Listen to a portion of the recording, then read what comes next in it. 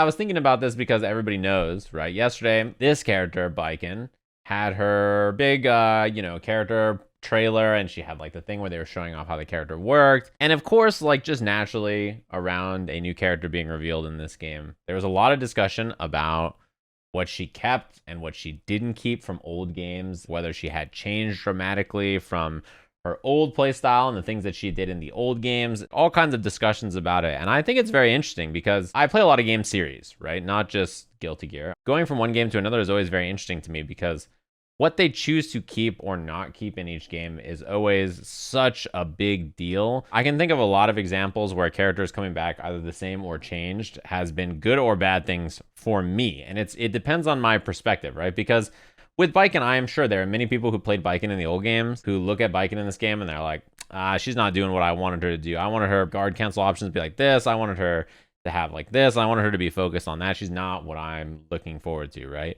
Then there are people who played her who are excited for the character, or people who never played her who are interested in trying her. A lot of people ask me always, they want my opinion for whatever reason. I don't know why. How do you feel about people who are like, I don't like Biken now? Isn't this really bad that like everybody doesn't have this? They're all mad about, and I'm like, dude, this kind of stuff happens in fighting games all the time. Now, whether it's like, Biken's case where people are worried about the character being simplified, I mean, you should understand at this point, the kind of stuff she did before maybe doesn't fit the game, right? Which it's not surprising to me that she has changed. In this game, the Gatling options are far more narrow than in other games, and there's like way less jump cancels, way less options to bail. The old style of defensive options, they would have been really fucking hard to deal with compared to this game where like, a regular counter that does 30% or 40% in the context of the rest of the game is very scary. Like the amount of damage her counter does is absurd. It does so much fucking damage and you get a knockdown off of it and she's right there.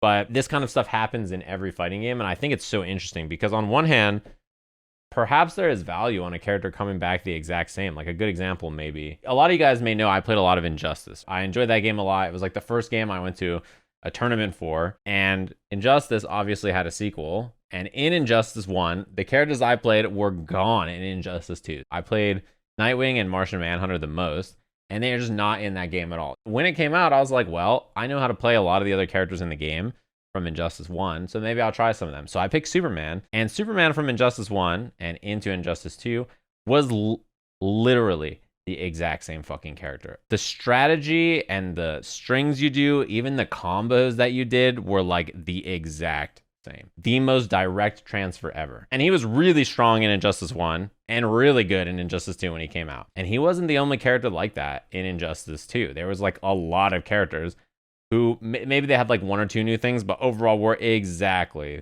the same. Wonder Woman in Injustice 1 was like one of my favorite characters to play. And then Injustice 2 Wonder Woman, I hated. I thought she was whack as fuck in Injustice 2. I couldn't, for the life of me, I couldn't enjoy that character for a single second. And other people liked her, and that's just how it goes. It's also interesting because when I played Injustice 2 and I fought against the characters like Aquaman and Black Adam and Batman and Superman, who are the exact same, right? They didn't change. I found myself frustrated at them very quickly. I played against these characters for years, and when I fought them in the new game and they did the exact same strong shit in this new game, I was like, ugh, man, I've been dealing with this same ass shit and there's nothing new that they're doing to me and I just got to deal with it again. And everybody like imagine being like, oh, Injustice 2, I'm going to learn Blue Beetle. And then you're getting fucking punched to death by this Superman player who's just shooting lasers at you and just killing you with the same stupid shit he did in the other game. And you're like, oh my God. I don't think there is necessarily a right answer. I think if you bring back a character and they fit the exact same gameplay glove that they did before, there's a lot of like W's there. But also by like changing things and redesigning things, maybe new players will enjoy that character for whatever reason. But they can change a character pretty dramatically and still make it end up enjoyable to somebody who used to play the character. In MKX, I played a lot of Cassie Cage. And in MK11, she was a very different character in that game in like a way that I actually liked. Like I thought she was different, but I thought she was cool and I enjoyed the changes to the character. It fit my style maybe more than MKX Cassie, even if MKX Cassie was like a really fun character to play. And even the characters who are different maybe try to accomplish the same set of gameplay feeling, but do it in a very different way. I was thinking about this. Dhalsim is like one of the characters that changed, kind of dramatically from Street Fighter 4 to Street Fighter 5. A lot of people thought, they're like, dude, Sim is so different in this game. But honestly, a lot of what that character wants to do is not different than what he wants to do in Street Fighter 4. He just has like a different plan of attack on how he gets it done, and he also has a lot of really good new powerful stuff. There are other characters that have changed. Yeah, Street Fighter 4 Bison I thought was so fucking whack. That character just moved around the screen and was pesky and didn't do anything fun. And Street Fighter 5 Bison is a character I love playing on the side. I think he's one of my favorite changes in that game. And I think Guilty Gear and Street Fighter and like other games have more dramatic changes between their iterations than something like Tekken or KOF. You know, the characters are a little bit more similar per release generally, right? It's not always the case, but generally. Old Baiken to me is not really a character I'm like, ooh, like I can't wait to play her. But new Baiken to me looks really fun. I felt that way about a lot of characters in a lot of different series. It's not a new idea, which is not maybe a good sign for an old Baiken player, but is cool to me. So I get it. They are sad that the character that they like is not the same anymore. I can respect that. But you also have to expect that this game it's different. These characters are different between iterations. Either another character will fit you, or perhaps that game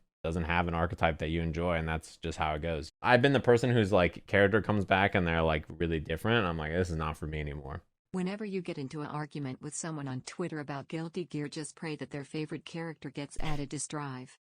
Is that it? You just hope their favorite character gets added so they're pissed. Oh, you're a Sajam fan now? Like, get owned, idiot. Your character's in the game now. They're like, oh, another shitty watered down character in the game. Oh my god. You're like, are you playing the game? They're like, no. I'm like, okay. You know when you're in a venue and like you're just playing the game, you're just having a good time, and then you hear like someone throw a controller on the other side of the venue and you're like, shit. And then you just keep playing. That's how I feel looking on Twitter. I get it. I understand where they're coming from, but I also just don't give a fuck because I'm having a great time. I've been through all the stages of grief so many times that I'm just like, yep, first time, huh? I'm sorry that happened to you, and or good luck, but to TLDR, and I'm moving on. You know how many game series I played where the characters change like that, or like the character I love changes or doesn't change, or like some character I really disliked before becomes likable, and all of a sudden I'm like, damn it, I hated that character, and now I kind of like him. Fuck, I don't like Baiken that much. I'm not a big fan. Like the aesthetic, the screaming voice, the character style, not really. None of those things really do it for me. You know, in the other games, I'm like, not interested. And then they just gone and did it to me. I'm like, well, she ain't no croc with a Glock. It's true. Imagine if she had 2 blunts though. This character would be so much cooler. Listen. These fucking chat room people are so weird. You know when people say touch grass? I feel like touch grass is like, it's not enough. Like you need to fucking have a nature retreat and like really begin to understand what the world is like out there. I think they thought touch grass meant, you know, smoke some grass, and now they got themselves in a real predicament. Get yourself 5 or 6 roommates and make hummus with them. I can't say I've ever thought to myself like, I could really use some roommates to make some hummus right now, but I do like where you're going. You can make a lot of hummus with 5 or 6 people. Imagine that.